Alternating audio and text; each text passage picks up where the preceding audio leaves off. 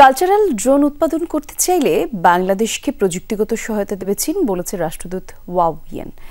আর চীনের ড্রোনের কারিগরি দল পাঠানো নিয়ে দূতাবাসে এক সংবাদ সম্মেলনে এমনটাই বলেন রাষ্ট্রদূত। এ সময় সংস্কৃতি বিষয়ক উপদেষ্টা বলেন, এই মুহূর্তে বাংলাদেশ চীন তাদের সর্বোচ্চ সাংস্কৃতিক সহযোগিতা বিনিময় করছে। 15 আগস্ট 11 সদস্যের দল প্রশিক্ষণের উদ্দেশ্যে দেশ ছাড়বে।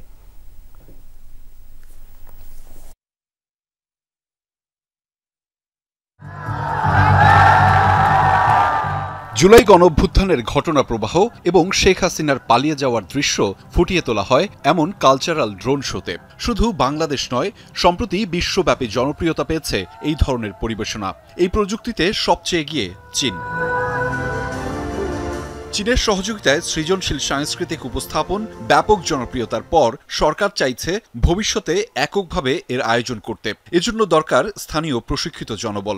সে লক্ষ্যে 11 সদস্যের কারিগরি প্রতিনিধি দল পাঠানো হচ্ছে চীনে, যারা হাতে কলমে drone model design, movement programming, field survey, তথ্য সংগ্রহ ও ফ্লাইট টেস্টিং শিখবেন। বিশ্বাস করি যে বাংলাদেশের ইনাফ ট্যালেন্ট আছে, আমাদের যে সুযোগটা দরকার। যেভাবে অর্গানাইজ করলে আমরা মেসেজ কনভে করতে পারি সেই জিনিসটার ব্যাপারে আমার ফোকাস থাকবে। সংস্কৃতি বিষয়ক মন্ত্রণালয়ের প্রতিনিধি দল পাঠানো উপলক্ষে এক সংবাদ সম্মেলনের আয়োজন করে চীনা দূতাবাস, যেখানে প্রশিক্ষণার্থীদের শুভকামনা জানান রাষ্ট্রদূত ইয়াওয়েন। বলেন, এই প্রশিক্ষণ শুধু দক্ষতা উন্নয়নের সুযোগ নয়, বরং প্রযুক্তিগত সৃজনশীলতার পথে অভিজ্ঞতা অর্জনের একটি যাত্রা। চীন তার প্রযুক্তি ও সৃজনশীলতা প্রশিক্ষণার্থীদের সাথে শেয়ার করবে। আমি বিশ্বাস করি প্রশিক্ষণ শেষে অর্জিত জ্ঞান বাংলাদেশ ড্রোন পারফরমেন্স শিল্পকে আরও এগিয়ে নেবে।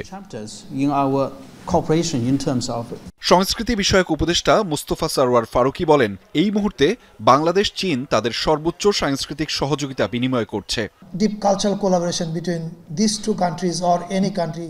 ভিন্নধর্মী ইতিহাস উপস্থাপনে ড্রোন শো শক্তিশালী মাধ্যম। আমি বিশ্বাস করি এই মুহূর্তে বাংলাদেশ ও চীন তাদের সর্বোচ্চ সাংস্কৃতিক সহযোগিতা বিনিময় করছে। নির্বাচিত সরকার আসলেও এই সহযোগিতা অব্যাহত থাকবে বলে বিশ্বাস করি আমি। সাংবাদিকদের প্রশ্নের উত্তরে রাষ্ট্রদূত ইয়াও ওয়েন বলেন, বাংলাদেশ ড্রোন উৎপাদন করলে চীন তাতে প্রযুক্তিগত সহায়তা করবে।